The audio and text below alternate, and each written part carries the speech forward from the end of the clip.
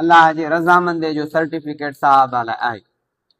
खोड़ सारियूं आयतुनि पर ही आयत लक़द रज़ियल्लाहु अनिल मोमिनीन, अल्लाह तहक़ीक़ राज़ी थी वियो मोमिननि खां, इज़ युबाइऊनका तहत शजरत, जंहिं वक़्तु वण हेठां तुंहिंजे हथ ते बैत पे कयूं, मौत जी बैत, त तुंहिंजे आॾो जान ॾींदासीं।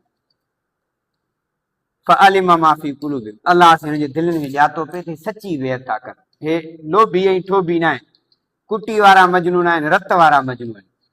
फअंज़ल सकीनत अलैहिम, रब साईं हुनजे दिलि में सुकून इत्मीनान लाथो। एॾो इत्मीनान जो हुज़ूर जे कदमनि ते जान वञे त परवाह ई, ॿार बच्चा यादि ई न, एॾो हिन जो मज़बूती बीठा त रब बि हुनजे दिलि ते उहा तसली लाथी।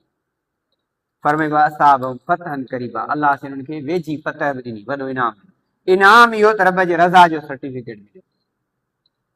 ॿी हदीस शरीफ़ जेका आहे सहीहनि जी रिवायत आहे, हज़रत जाबिर खां रिवायत आहे, मूं पढ़ी, रसूलुल्लाह सल्लल्लाहु अलैहि वसल्लम फरमाया ला यदखुलुन नार अहदुम मिम्मन बाय तहत शजरत, जंहिं वण हेठां हुज़ूर जे हथ ते बैत कई उन्हनि मां को बि जन्नत में दाख़िल न थींदो।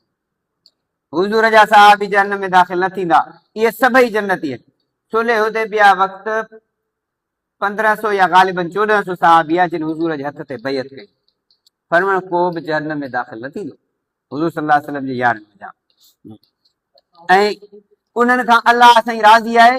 इहे रब रज़ी अल्लाहु अन्हुम वरज़ू अन्हु, इहे रब खां राज़ी आहिनि।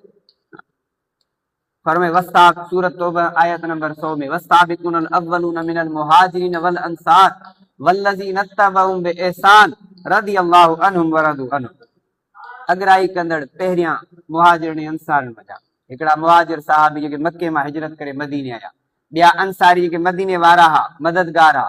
फरमाए जिन पहिरीं पहिरीं ईमान आंदो ऐं जेके उन्हनि जे पुठियां उनजे ईमान ते हलिया, अल्लाह से फरमाए थो इन्हनि सभिनी खां रब राज़ी थी वियो, रब खां राज़ी थी वियो।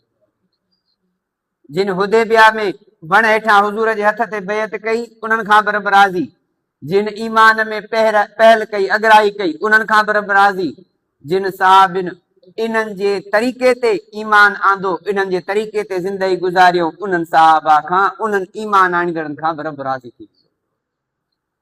ईमान आणण जो रज़ा जो सर्टिफिकेट रब उन्हनि खे ॾेई छॾियो।